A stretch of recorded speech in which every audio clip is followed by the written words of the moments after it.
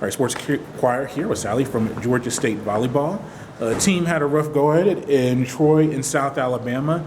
Those type of contests, what do you take from that as you head towards the second half of conference play? So it was an interesting weekend. Troy is a very tough team for us. They're a very strong backcourt defensive team. So our normal kills don't fall very easily. We've got to work for every point.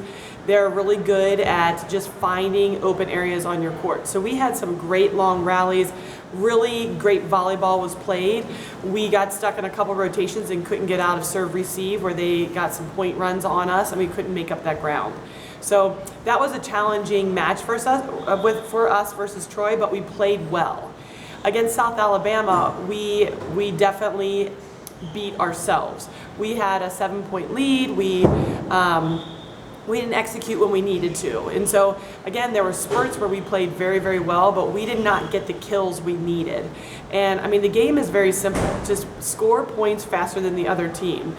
And that's from the service line, that's blocking, which we're doing a nice job from both of those areas, but now it's offensively. And we need at least 3 players to step up in that kill category to get us over the top in a set.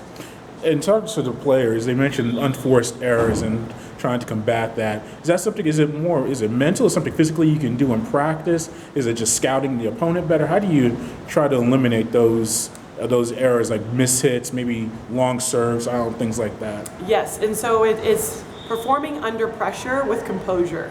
And as we transition from athletes to volleyball players and understanding the game, and our IQ is growing, so all of those things will help in the unforced error department.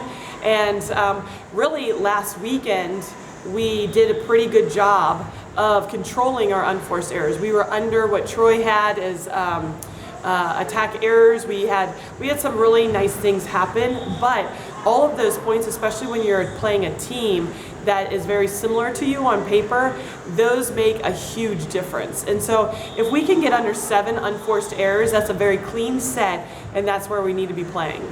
Yeah, Leah Wilcox has been a strong performer as far as outside hitter for you with the kills, and contributed to blocking as well, I'm sure. How has she performed this year in putting some solid numbers together for you? She has really elevated her game in the month of October.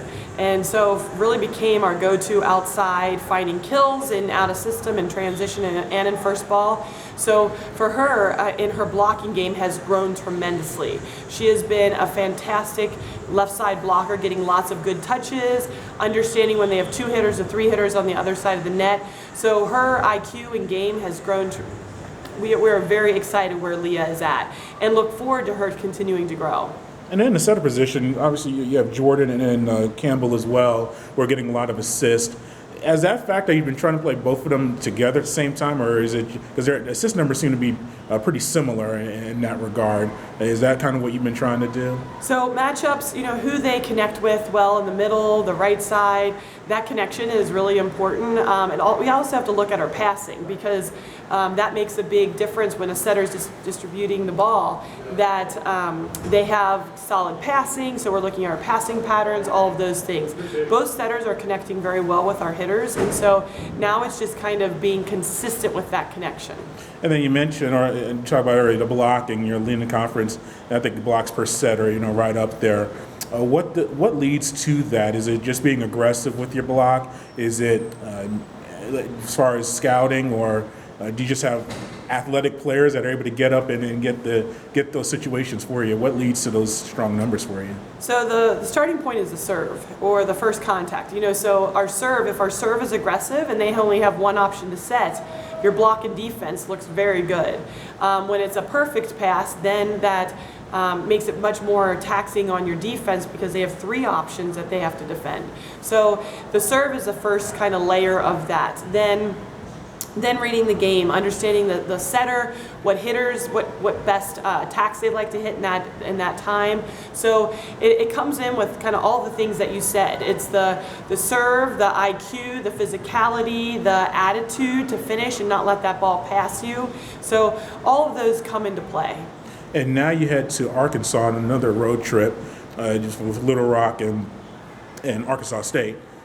Just this weekend, what do you see from those teams in preparation, and what do you anticipate as far as what they're going to give you?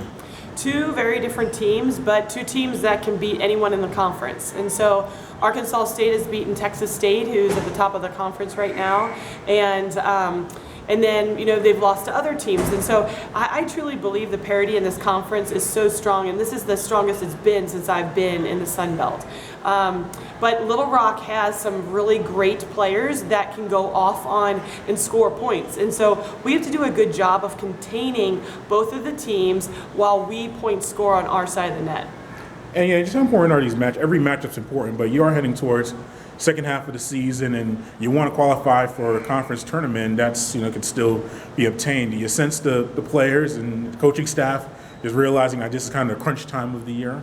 Absolutely. I think our players, we have a lot of perfectionists on our team, and they want this so bad. And sometimes when we get into those tight situations like South Alabama, they're thinking, I have to do this. I have to do this. Instead of being in the present, they're looking at the future. So this week has been all about living in the present, our mindset being in the present, giving this ball or this opportunity everything.